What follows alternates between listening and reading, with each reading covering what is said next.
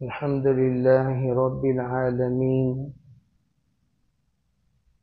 والصلاة والسلام على سيد الأنبياء والمرسلين محمد وآله وأصحابه أجمعين. أما بعد، فأعوذ بالله من الشيطان الرجيم. بسم الله الرحمن الرحيم. اقرأ باسم ربك الذي خلق. وقال تعالى: الحمد لله رب العالمين الرحمن الرحيم مالك يوم الدين إياك نعبد وإياك نستعين. صدق اللہ العظیم. قرآن پاک کو اللہ تعالیٰ نے جن اعزاز سے نوازا ہے، ان اعزاز میں ایک وہ اعزاز ہے جو کسی آسمانی کتاب کو نصیب نہیں ہے. وہ ہے تحفظ ابدی کا اعزاز. اللہ نے قرآن کو ابد الآباد محفوظ رکھنے کا فیصلہ کیا. اس لیے دیگر تمام آسمانی کتابوں کا نظام الگ الگ اللہ نے بنایا، لیکن قرآن کا نظام اللہ نے ان سب سے الگ بنایا. ان تحفظی نظام میں ایک نظام تحفظ ہے کہ قرآن پاک کو درس و تدریس کے ذریعے سے محفوظ رکھنا. تورات کے درس و تدریس ختم، انجیل کے درس و تدریس ختم، زبور کے درس و تدریس ختم. اب جو پڑھنا پڑھانا جس کو کہتے ہیں وہ تینوں کتابوں کے ختم ہیں، لیکن قرآن کا پڑھنا پڑھانا تا قیامت جاری رہے گا. قرآن کو پڑھنا پڑھانا مکتب کی شکل میں، قرآن کو پڑھنا پڑھانا قرات کی شکل میں، قرآن کو پڑھنا پڑھانا مدارس کی شکل میں، قرآن کو پڑھنا پڑھانا تفسیری مجالس کی شکل میں تا قیامت جاری رہے گا. یہ پڑھنا پہلے ہوتا ہے، جیسے کہ میں نے کہا اقرا، قرآن پاک کی پہلی آیت اقرا نازل ہوئی، اس میں پڑھنے کو کہا. کیا پتہ چلا؟ جو بندہ پہلے پڑھتا ہے وہی پڑھانے کا لائق بنتا ہے. جو پڑھا نہیں وہ پڑھانے کا لائق بھی نہیں. پہلے پڑھو بعد میں پڑھاؤ. اس لیے اللہ نے اصول بنایا کہ دو اقرا جو بیان کیے، ان پڑھ جس وقت تم ہو تب پڑھنا شروع کرو. اتنا علم اللہ تعالیٰ تمہیں دے گا، تم کتاب دیکھ کر پڑھنا شروع کر دو گے.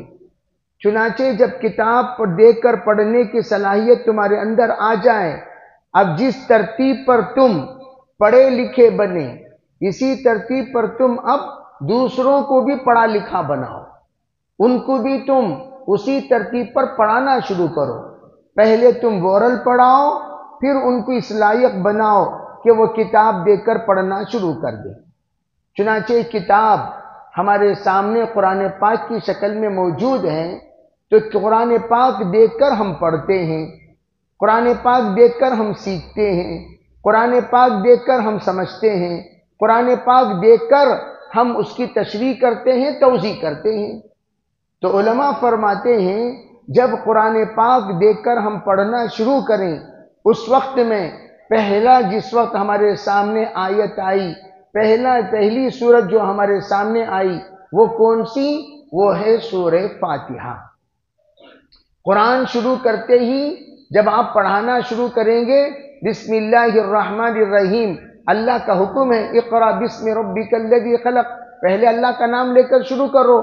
اس لیے ہم بسم اللہ پڑھ کر ہم شروع کرتے ہیں. تو ہم جب بھی قرآن پاک شروع کریں گے بسم اللہ پڑھ کر شروع کریں گے. جیسے میں نے پہلے کہا اعوذ باللہ پڑھیں گے اور پھر بسم اللہ پڑھیں گے. اعوذ باللہ من الشیطان الرجیم پڑھیں گے پھر بسم اللہ الرحمن الرحیم پڑھیں گے. اعوذ باللہ شیطان سے پناہ مانگنے کے لیے ہے. بسم اللہ اللہ کا نام لے کر برکتن شروع کرنے کے لیے ہے. حدیث پاک میں ہے کل امر ذی بال لم یبدا بسم اللہ فہو اجزم واقطع وانقص. فرمایا جو بھی بسم اللہ کے بغیر شروع کیا جائے وہ دم بریدہ ہے، وہ ناقص ہے، وہ انقص ہے. یعنی کیا مطلب؟ وہ بسم اللہ کے بغیر جو عمل شروع کیا جائے گا وہ تکمیل تک وہ نہیں پہنچے گا.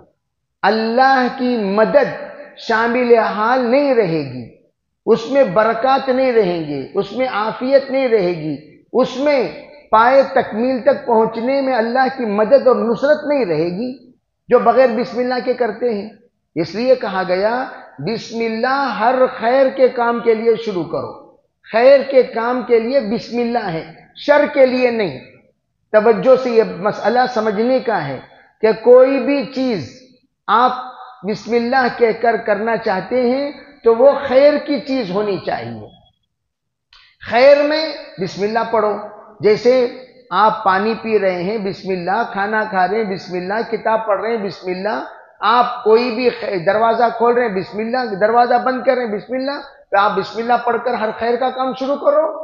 آپ بیت الخلا جا رہے ہیں وہاں پر بسم اللہ نہیں پڑھیں گے، آپ وہاں پر وہ دعا پڑھیں گے، اعوذ باللہ پڑھیں گے.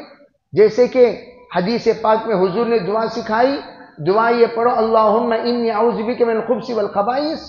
وہاں اعوذ باللہ، شر کا کام اعوذ باللہ ہے. بیت الخلا جا رہے، ہاں البتہ آپ وہاں سے باہر آ گئے تو آپ کو دعا سکھائی گئی الحمدللہ الذی اذھب عنی الاذی وعافانی. تمام تعریفیں اس پروردگار کے لیے جس نے مجھ سے تکلیف دینے والی چیز کو ہٹا دیا. آپ دیکھتے ہیں پیشاب آئے، پیشاب اگر زور سے آئے کتنی تکلیف ہوتی ہے. کوئی انسان کیا پیشاب کو برداشت کر سکتا ہے؟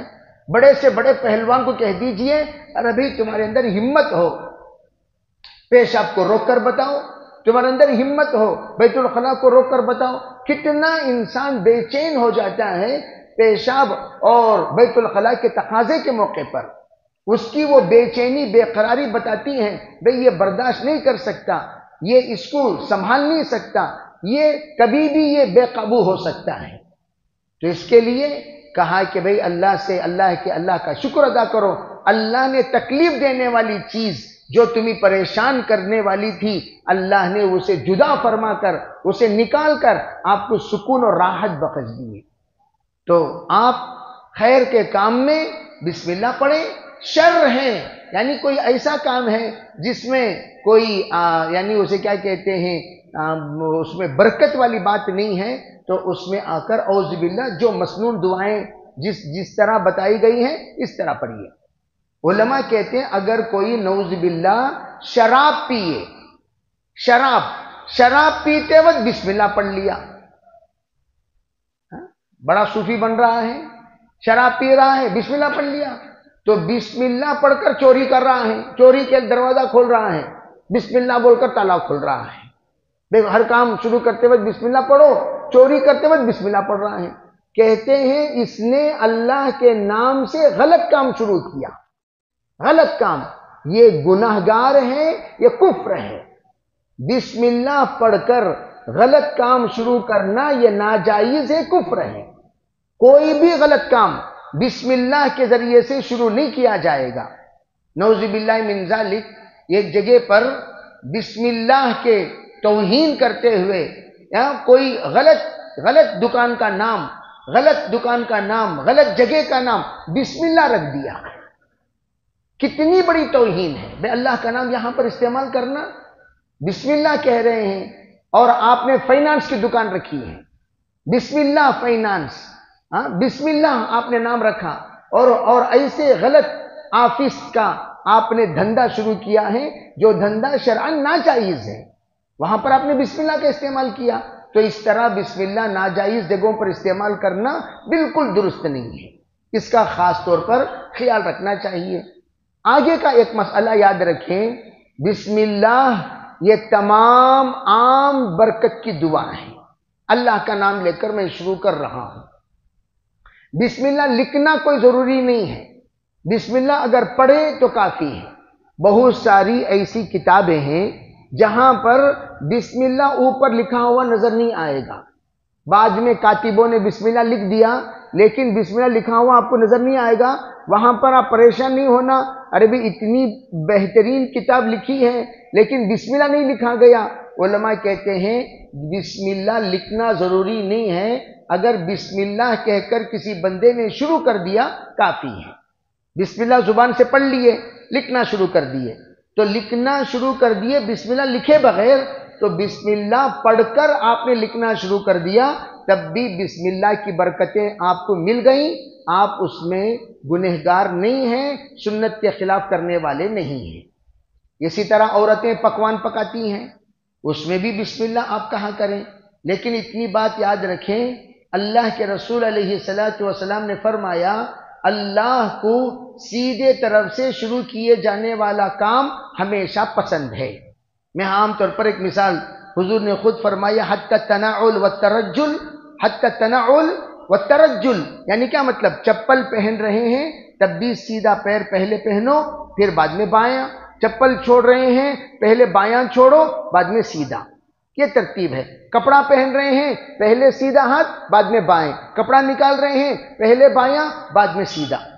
آپ اسی طرح پیجامہ پہن رہے ہیں سیدھا پیر پھر بایاں، پھر آپ پیجامہ نکال رہے ہیں پہلے بایاں پھر بعد میں دایاں، اس طرح ترتیب بنائیے۔ اسی طرح جھاڑو لگا رہے ہیں، جھاڑو لگاتے وقت مسجد ہے، مسجد کی سیدھے جانب یہ ہے، یہاں سے جھاڑو لگانا شروع کرو۔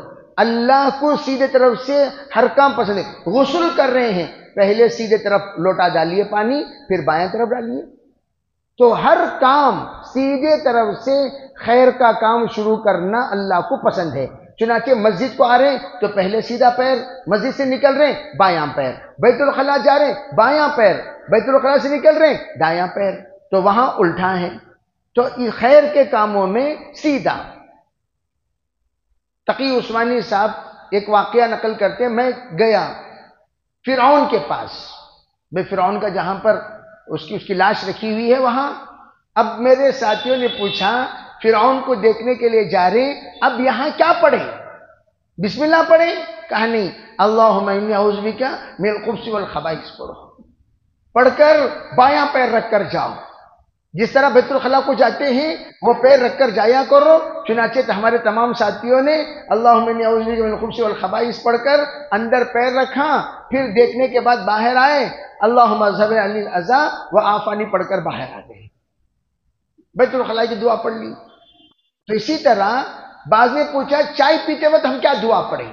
عربی چائے میں دودھ ہے، جس طریقے سے دودھ کی دعا حضور نے سکھائی اللہم بارک لی فیہ وزدنا منہ، تو آپ وہی دعا پڑھ لیا کیجئے، دودھ کی دعا چائے کے لیے، چائے کے لیے الگ دعا نہیں ہے، دودھ کی ہی دعا چائے کے لیے۔ اسی طرح حمام کو جاتے وقت بھی جس طرح بیت الخلاء جاتے وقت بایاں اور آتے وقت دایاں، اسی طرح حمام کو جاتے وقت بھی بایاں اور آتے وقت دایاں، اور جو دعا آپ بیت الخلاء کو پڑھ رہے ہیں وہی دعا حمام کے لیے بھی پڑھنا ہے، حمام کے لیے بھی وہی دعا پڑھنا ہے۔ الغرض یہ میں عرض کرنا چاہتا ہوں کہ بسم اللہ یہ بابرکت چیز ہے اور بابرکت نسخہ ہے۔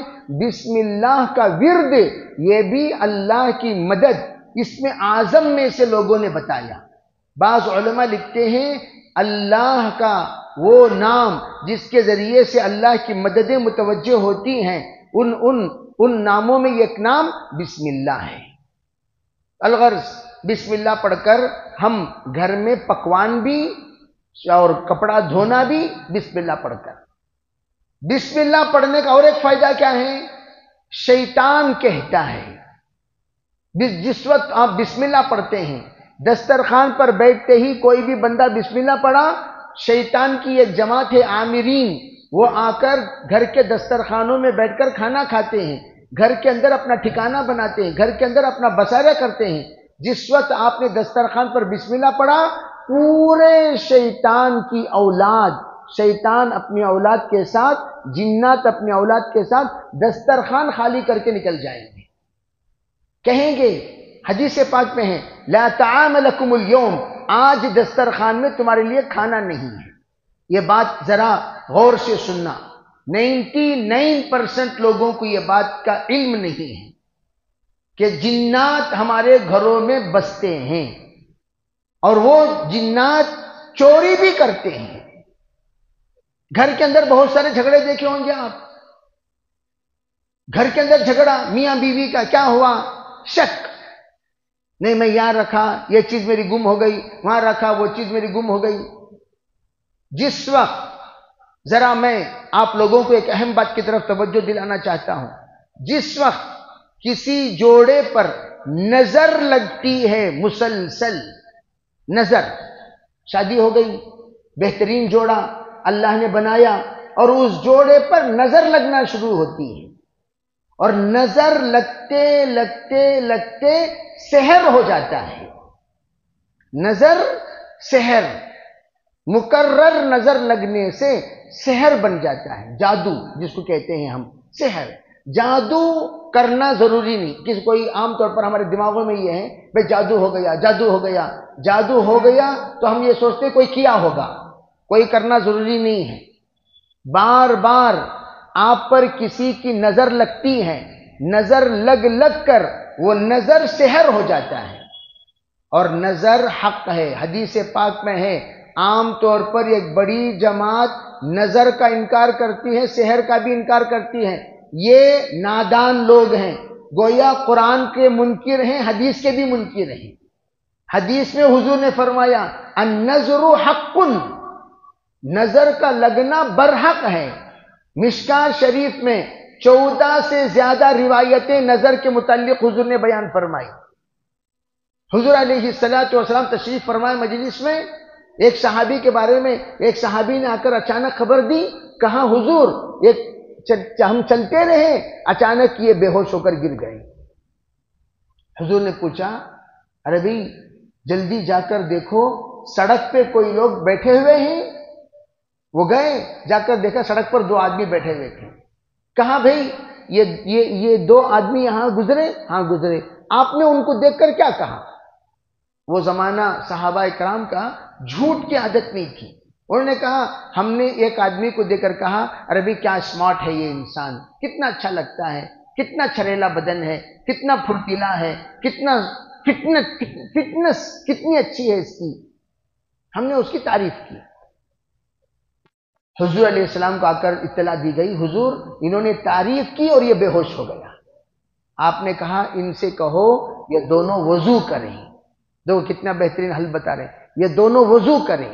حدیث پاک میں ہے وہ دونوں صحابی وضو کیے، وضو کرنے کے بعد ان کا پانی لے کر ان پر ڈالنے کو کہا، جو ہی ڈالے ہوش میں آ گئے، جو ہی ڈالے ہوش میں آ گئے۔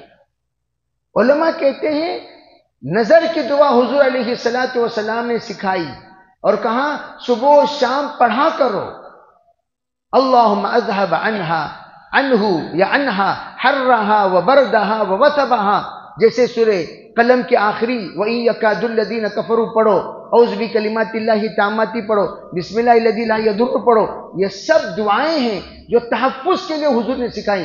صبح 3 مرتبہ پڑھو، شام 3 مرتبہ پڑھو، تاکہ اس کے ذریعے سے حفاظت کا نظام بنے۔ اور ہم لوگ ان تمام دعاؤں سے غافل، جس کی وجہ سے گھر میں تھوڑی سی پریشانی ہوئی ہم ادھر ادھر پریشان ہو کر بھاگتے رہتے ہیں، علاج کوئی اور چیز کا ہوتا ہے کہ پریشانی کچھ اور چیز کی ہوتی ہے، پتہ نہیں چلتا۔ اس لیے نظر کا توڑ حضور علیہ السلام نے جو بتایا وہ معوذتین، حضور صلی اللہ علیہ وسلم نے صبح شام بلکہ ہر نماز کے بعد مسنون اوراد و وظائف پہ یہ بات محرر ہے، لکھی ہوئی ہے۔ حضور علیہ السلام کا معمول تھا ہر نماز کے بعد 33 مرتبہ سبحان اللہ، 33 مرتبہ الحمدللہ، 34 مرتبہ اللہ اکبر کے ساتھ ساتھ 1 مرتبہ سورہ فاتحہ، 3 مرتبہ فلق اور ناس پڑھتے تھے۔ ہمارے ابراہیم صاحب دامت برکاتہ ہمیشہ کہتے ہیں آج کل ہم نماز کے بعد کے اوراد و وظائف ہی نہیں کرتے. فجر کے بعد عصر کے بعد کے ذکر تو کرتے ہیں، لیکن نہ ظہر کے بعد، نہ مغرب کے بعد، نہ عشاء کے بعد کوئی ذکر نہیں. ہم اٹھ کر چلے جاتے ہیں، حالانکہ اس کے بعد فلق اور ناس پڑھنے کا حکم ہے. پڑھو فلق اور ناس.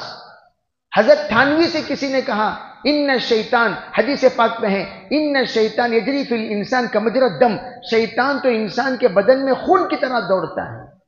حضرت ہم شیطان کی شیطانیت سے بچنے کے لیے کیا کریں؟ حضرت نے فرمایا ہر نماز کے بعد آیت الکرسی پڑھ کر اپنے اوپر دم کر لیا کرو.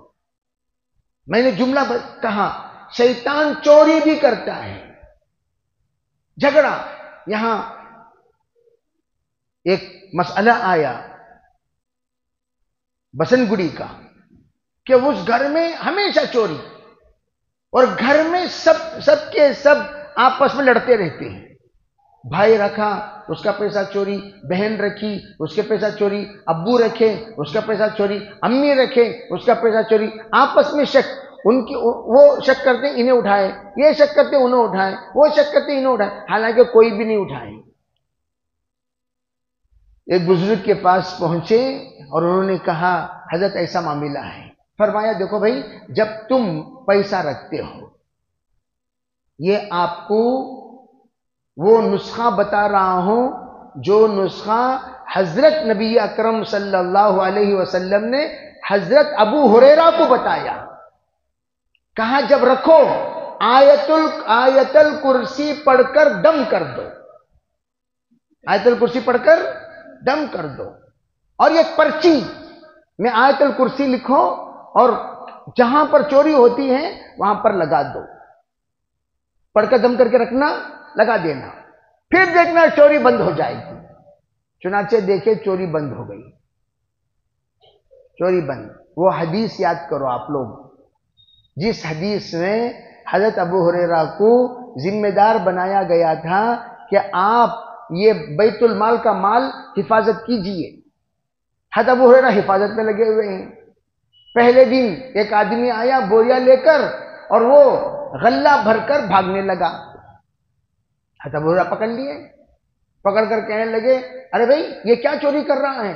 کہا نہیں معاف کرنا، میری بیوی بچے بہت بھوکے ہیں، یہ ہیں وہ ہیں، رویا دھویا. حضرت ابو ہریرہ چھوڑ دیے. حضور کی خدمت میں آ کر عرض کیا حضور ایسا واقعہ پیش آیا، تو آپ نے فرمایا بھئی وہ چور آج بھی آئے گا. دوبارہ آیا چور، تو حضرت ابو ہریرہ پکڑ لیے. پھر بہت زور سے ڈانٹا، نالائق، کل بھی آیا آج بھی آیا، تجھے شرم نہیں آتی؟ نہیں. وہ پھر رویا دھویا، گر گرایا، منایا، اور پھر اس کو چلا گیا، چھوڑ دیا. فرمایا ابو ہریرہ آج بھی آئے گا. حضرت ابو ہریرہ کہتے ہیں یہ نالائق آج اگر آئے تو ہرگز اسے چھوڑنا نہیں چاہیے، رسی وغیرہ تیار رکھا ہوا تھا میں. اور وہ آیا اور میں نے رسی سے اس کو باندھ دیا. بہت رویا، گر گرایا. پھر کہنے لگا جناب میں آپ کو ایک ایسی چیز بتاتا ہوں، آپ اس پر عمل کریں گے میں پھر نہیں آؤں گا. کہا اچھا صحیح بات، بالکل صحیح بات. تو اس نے آیت الکرسی بتائی، یہ آیت الکرسی بتائی. دوسرے دن حضور کی خدمت میں حاضر ہوئے. آپ مسکراتے ہوئے کہا کیا ہوا؟ کہا حضور آیا اور اس نے آ کر آیت الکرسی سکھایا اور کہا یہ پڑھیے میں نہیں آؤں گا. تو حضور علیہ السلام کہنے لگے صدق الکذوب، جھوٹے نے سچ کہا، جھوٹے نے سچ کہا. کیا مطلب؟ بھئی جو آیا تھا وہ شیطان تھا، وہ تمہیں یہ بتانے آیا کہ آیت الکرسی کی عظمت کیا ہے، آیت الکرسی کا مقام کیا ہے، آیت الکرسی کا مرتبہ کیا ہے، آیت الکرسی کی برکت کیا ہے. اور وہ تمہیں سمجھا کر گیا کہ صدق الکذوب، مہا جھوٹا ہے، سچ کہا تمہارے سامنے. تو آپ کیا کریں؟ اس کا اہتمام کریں. چنانچہ اس دن سے حضرت ابو ہریرہ کہتے ہیں چوری بند ہو گئی. اس روایت سے پتا چلا چور شیطان بھی چوری کرتا ہے، انسان چور کے علاوہ، انسانوں کے علاوہ شیطان بھی چوری کرتا ہے. تو آیت الکرسی کا اہتمام کرنا، ایک تو بات یہ. تو اس لیے میں عرض کر رہا ہوں اعوذ باللہ اور بسم اللہ کو جہاں پر ہم لوگ پڑھتے ہیں وہاں پر حفاظت کے لیے اعوذ باللہ کا اہتمام کر سکتے ہیں، برکت کے لیے بسم اللہ کا ورد کر سکتے ہیں. بسم اللہ کا ورد، بے بسم اللہ پڑھو، 1000 مرتبہ پڑھو، 1500 مرتبہ پڑھو، 1111 بار پڑھو، 313 بار پڑھو. بسم اللہ الرحمن الرحیم پڑھ کر شروع کرو. یہاں تک کہ بعض نے فرمایا اگر کسی بچے کا دماغ کند ہو گیا، بچہ پڑھ رہا نہیں، آج کل تو بہت ساری شکایتیں ہوتی ہیں، بچے کا دماغ کمزور ہے، بچے کا دماغ کمزور ہے. آپ اعوذ باللہ 313، بسم اللہ 313 بار پڑھ کر، ربی اشرح لی صدری 313 بار پڑھ کر، ویسر لی امری واحلل عقدۃ من لسانی یفقهوا قولی شہد پر دم کر کے چٹائیں. بچے کا دماغ اللہ دھیرے دھیرے اللہ کھول دے گا. چٹائیں بچے کو، پڑھیں خوب جم کر اور چٹائیں بچے کو. چٹاتے رہیں گے بچہ پڑھنا شروع کر دے گا، پڑھنے والا بن جائے گا. تو الغرض بسم اللہ. یہ اعوذ باللہ بسم اللہ کے بعد پہلی جو آیت ہے الحمدللہ. الحمدللہ یہاں پر دیکھیے پہلے اعوذ باللہ، بعد میں بسم اللہ، بعد میں الحمدللہ. تفسیر سے ہٹ کر بعض حکماء نے یہ حکمت پڑھی ہے پہلے شیطان سے بچو یعنی گناہوں سے بچو. بسم اللہ یعنی نیکی کرنا شروع کرو یعنی خیر کے کام کا عادی بنو. گناہوں کو چھوڑو، نیکیوں کے عادی بنو. پھر تم دیکھو گے تمہاری زندگی میں الحمدللہ ہی الحمدللہ ہوگا. تم کیا دیکھو گے اپنی زندگی میں؟ پھر الحمدللہ ہی الحمدللہ. صحت کیسی ہے؟ الحمدللہ. طبیعت کیسی ہے؟ الحمدللہ. بیوی کیسے ہیں؟ الحمدللہ. بچے کیسے ہیں؟ الحمدللہ. سسرے کیسے ہیں؟ الحمدللہ. امی ابا کیسے ہیں؟ الحمدللہ. ہمیشہ تم دیکھو گے تمہاری زبان پر کیا ہوئے گا؟ بولو بھائی کیا رہے گی؟ پہلے کرنا کیا؟ اعوذ باللہ یعنی گناہوں سے بچو، بسم اللہ یعنی نیکی کے عادی بنو. پھر زندگی بھر کیا رہے گا؟ ارے بھائی زندگی بھر کیا رہے گا؟ الحمدللہ. پھر آپ دیکھیں گے حضور نے فرمایا افضل الدعاء الحمدللہ. اب تم جب الحمدللہ کہتے رہو گے، تم دعا کرو یا نہ کرو، صرف تمہاری زبان پر مکرر سے کرر الحمدللہ الحمدللہ الحمدللہ الحمدللہ آتے رہنا، کہتے رہنا، اللہ کے طرف سے نوازشوں کے، برکتوں کے سلسلے کو جاری رکھنا ہے. تم دعا ہی نہیں کر رہے ہو لیکن صرف کیا کہہ رہے ہو؟ الحمدللہ. الحمدللہ سب سے بڑی دعا ہے. الحمدللہ کیا ہے؟ اللہ کی تعریف ہے، اور اللہ کو سب سے زیادہ اپنی تعریف پسند ہے. سب سے زیادہ اپنی تعریف پسند. چنانچہ دعا کے آداب میں بتائے گئے سورۃ الفاتحہ کے 70 سے زیادہ نام ہیں. سورۃ الفاتحہ کے 70 سے زیادہ نام ہیں. ان ناموں میں ایک نام وہ سورۃ الدعاء. سورۃ الدعاء میں تفسیر کرتے کرتے ایک جگہ میں نے بتایا بھائی 70 نام ہیں سورہ فاتحہ کے، 70 تفسیر ہیں سورہ فاتحہ کے. ہر نام کی ایک تفسیر. سورۃ الشفاء اس کی تفسیر الگ، سورۃ الدعاء اس کی تفسیر الگ، سورۃ الحمد اس کی تفسیر الگ، سورۃ الاستعانہ اس کی تفسیر الگ، سورۃ البرکہ اس کی تفسیر الگ، سورۃ الفاتحہ اس کی تفسیر الگ، سورۃ العبادہ اس کی تفسیر الگ، تفسیر سورۃ ام القرآن قرآن کی ماں اس کی تفسیر الگ. 70 سے زائد سورہ فاتحہ کے نام ہیں اور ہر نام کی ایک ایک تفسیر ہے. تفسیر ایک خزانہ ہے، تفسیر ایک سمندر ہے. تفسیر یہ ایسا علم ہے جس کی کوئی حد نہیں. تفسیر میں اللہ نے کوزے میں سمندر کو سما دیا. سورہ فاتحہ ایک کوزہ ہے، اس کے اندر دنیا کی سب خیر مرکوز ہیں، دنیا کے ہر خیر موجود ہیں. اس کے سلسلے میں انشاءاللہ آئندہ آپ حضرات کے سامنے وضاحت کی جائے گی. کتنے باتیں سورہ فاتحہ میں بتائی گئی. میں نے کہہ دیا اعوذ باللہ سے ہم فارغ ہوئے، یعنی گناہوں کو انشاءاللہ ہم چھوڑ دیں گے. جو بھی چھوٹے موٹے گناہ ہم سے ہو رہے ہیں، آنکھوں کا، زبانوں کا، میں تو کہتا ہوں بھئی سب سے پہلے دوسروں کے بارے میں برا سوچنا، دوسروں کے بارے میں برا کرنا، دوسروں کے بارے میں برا بولنا، دوسروں کے بارے میں برا دیکھنا، دوسروں کے بارے میں برا تصور کرنا چھوڑ دو. دوسروں کی فکر کرنا ہی چھوڑ دو. کہو انشاءاللہ. کیا انشاءاللہ میں دمش نہیں ہے نا؟ دوسروں کے شیخ اپنا اپنا دیکھ، دوسروں کے بارے میں سوچنا ہی جو. ہاں وہ لوگ جو آپ کے تربیت میں ہیں، آپ کے دست نگر ہیں، آپ کی سرپرستی میں ہیں، آپ ان کے ذمہ دار ہیں، آپ کی بیوی ہیں، بچے ہیں، بھائی ہیں، بہن ہیں، ان کی فکر کرو. گاؤں گلی کی ضرورت نہیں. گاؤں گلی کی فکر ہم جب گشت میں جائیں گے تب کریں گے، 3 دن جائیں گے تب کریں گے، ملاقاتوں میں جائیں گے تب کریں گے. ٹھیک ہے بھائی؟ وہ بھی کیسی؟ دین کی فکر، ان کے دین کی فکر. ان کے گھر میں کیا ہو وہ ضرورت ہی نہیں. اللہ کے واسطے میں آپ سے کہنا چاہتا ہوں، دوسروں کی بارے میں برا بھلا بولنا چھوڑ دو. آپ زندگی کا مزہ چکو گے، عبادت کا مزہ چکو گے، ذکر کا مزہ چکو گے، تلاوت کا مزہ چکو گے. اتنا مزیدار زندگی گزاریں گے، آپ کو پتہ بھی نہیں چلے گا کہ ہماری زندگی میں اللہ کیسے برکات نازل کر رہے ہیں.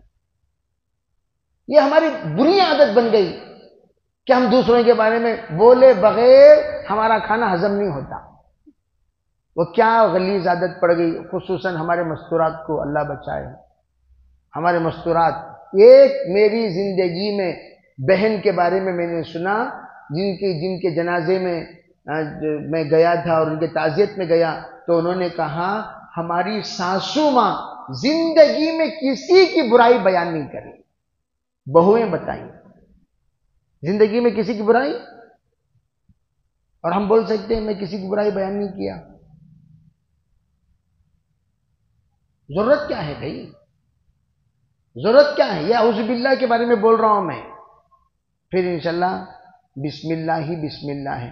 آپ دیکھو گے ہر چیز جس کا تالا پڑا ہوا ہے، سب تالے اللہ اعوذ باللہ کے ذریعے سے کھول دیں گے. جب کھولیں گے بسم اللہ جس کی چابی بنے گی. تمام تالے اعوذ باللہ ہیں، تمام تالوں کو اللہ بسم اللہ سے جب کھولے گا، پھر دیکھنا ایسی نوازشوں کی بارشیں ہوں گی، تم زندگی بھر کیا کہتے رہو گے؟ دیکھتے رہنا. کریں گے انشاءاللہ. اللہ برکتوں سے نوازے. ماشاءاللہ.